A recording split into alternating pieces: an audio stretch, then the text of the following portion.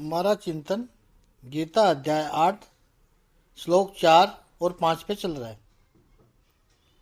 बड़े बड़े western collar कहते हैं विश्व के कि भारतीय ऋषियों ने जो ध्यान अवस्था में जो चिंतन किया वो आज भी हम पढ़े लिखे स्वयं को समझते हैं उस हाइट तक हम सोच भी नहीं सकते हैं जितना ये लोग हजारों वर्ष पूर्व हजारों वर्ष पहले सोच कर गए, उन समस्याओं का उत्तर देकर गए। जो असीम तत्व ब्रह्म कहलाता है वही तत्व जब सीमित होकर के हमारे भीतर प्रतीत होता है तब वो अध्यात्म के रूप में जाना जाता है। और यही तो यात्रा है। अध्यात्म शब्द भी बोलोगे तो पता चलेगा कि हमारे भीतर जो तत्व है उसकी विराट के साथ सर्वव्यापी तत्व के साथ जो कनेक्शन है उस कनेक्शन को हमें समझना है। वो समझे हम अहम ब्रह्मास्मि। ये शब्द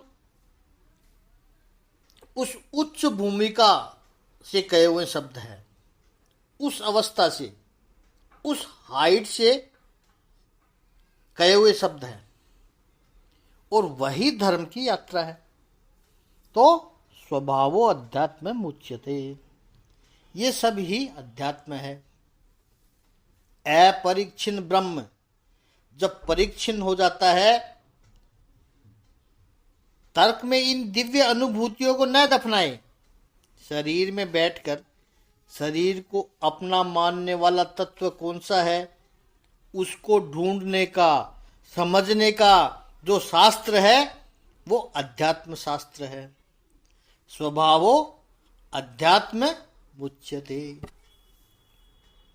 चीन के बहुत बड़े विचारक हुए हैं, उन्होंने अपना पूरा जीवन अध्यात्म को ढूंढने में लगा दिया कि मेरे भीतर वो क्या है जो हमेशा के लिए है।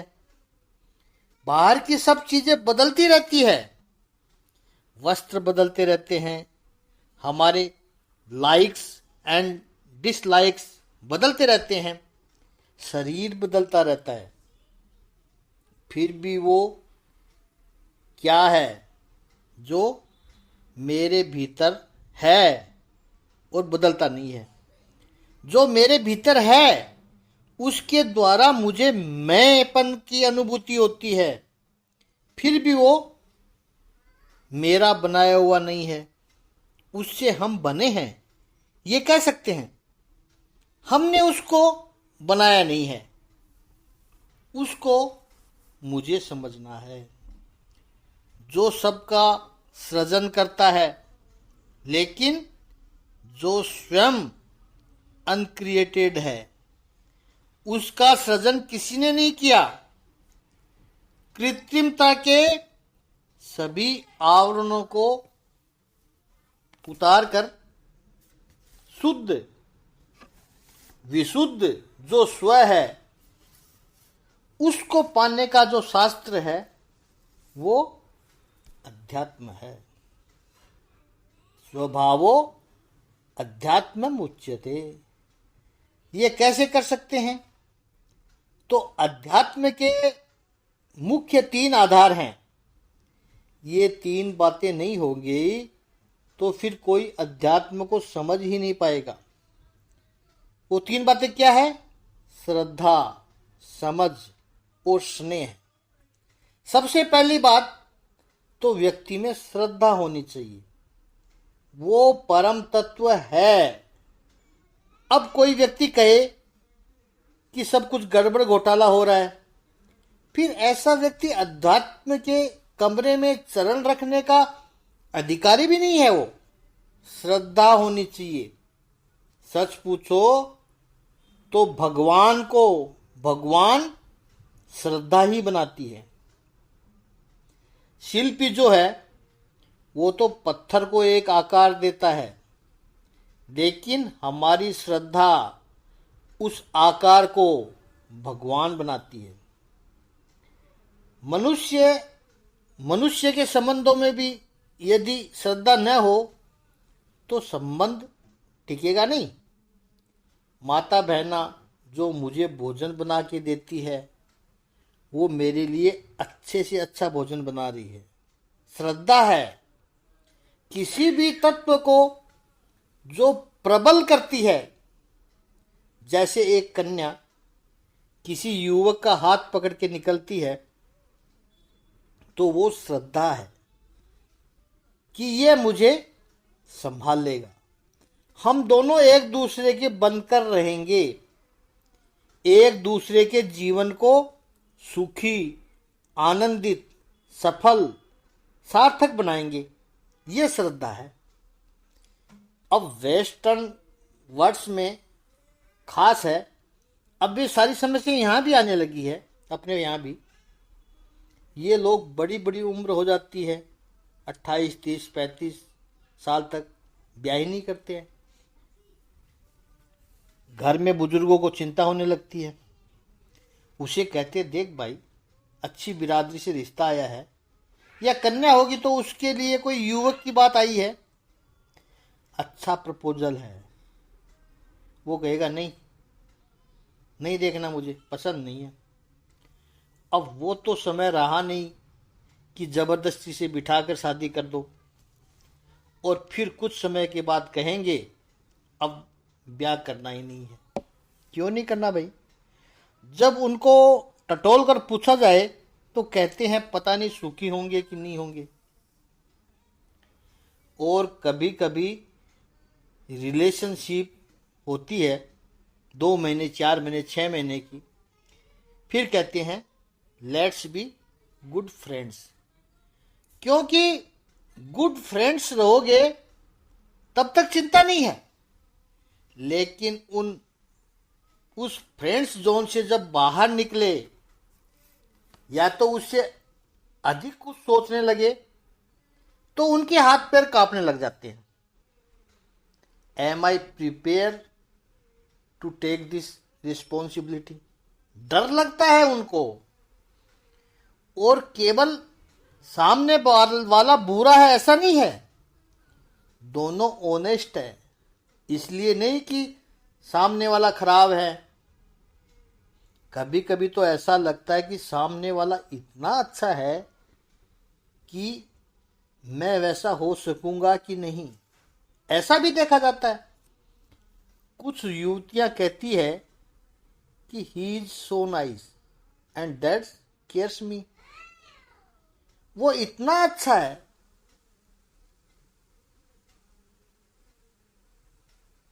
कि उसकी अपेक्षा से ज्यादा, मेरी अपेक्षा से ज्यादा वो अच्छा है, एक्सेप्टेशन से भी ज्यादा अच्छा है वो इतना मेरा ख्याल रखता है। यदि हम सीरियस रिलेशनशिप में आए तो क्या उसकी पत्नी के रूप में मेरे पास जो अपेक्षाएं आएगी वो क्या मैं पूरी कर सकूंगी? उससे बेहतर है कि बस फ्रेंड्स रहो। डर है इसका अर्थ श्रद्धा नहीं है। यह एक समस्या है। फिर विवाह हो जाने के बाद दूसरी समस्या, विवाह के 5-10 साल तक बाद भी संतान नहीं करते। क्यों? वहां भी श्रद्धा नहीं है। वी डोंट वांट किड्स, पता नहीं कैसे वो सफल हो पाए या न उनको संभाल पाए। या फिर एक हो और नहीं, बस एक हो गया। कदम कदम पर व्यक्ति के पास श्रद्धा नहीं है। पहले के समय में इतना सोचते नहीं थे, सब तब हो जाता था। अब लोग इतने सेंसिटिव हो गए, इतना ज्यादा सोचने लगे, बस प्लानिंग बहुत करते हैं, श्रद्धा नहीं करते। इसलिए भगवत गीता चाहिए जीवन में, भगवान श्री कृष्ण चाहिए जीवन में, इसलिए अध्यात्म चाहिए। तो पहली बात है श्रद्धा। दूसरी बात है समझ। बिना समझदारी के आप अध्यात्म को समझ नहीं सकते हैं, तो ज्ञान भी चाहिए। और तीसरा कहा स्नेह, प्रेम भी चाहिए। कई बार व्यक्ति को श्रद्धा भी बहुत होती है, ज्ञान भी बहुत होता है, लेकिन प्रेम नहीं होता है। सच पूछो तो ये ज्ञान और प्रेम दोनों को एक साथ रखना बड़ी मुश्किल काम है। गौर से सुनना, ज्ञान और प्रेम को दोनों को एक साथ रखना बड़ी मुश्किल काम है। जब तक ज्ञान नहीं होता है तब तक प्रेम होता रहता है। ज्ञान हुआ तो प्रेम खत्म हो जाता है, जान लिया, पहचान लिया पूरा। इसलिए जैसे ज्ञान बढ़ता जाता है प्रेम कम होता जाता है। दूसरे शब्दों में कहें तो ज्ञान अग्नि के समान है और प्रेम पुष्प के समान कोमल है। कोमल फूल को आप अग्नि के पास रखोगे तो फूल नहीं टिकेगा। इसलिए कई बार नहीं, अधिक बार ऐसा ही होता है कि ज्ञान प्रेम को खत्म कर देता है। ज्ञान प्रेम का भोग ले लेता है। इसलिए कई बार जो लोग होते हैं वो प्रेम को बनाए रखने के लिए समझौता कर लेते हैं कि वो बाहर जाकर क्या करता है वो मुझे नहीं देखना है, बस घर में मुझे संभालता है।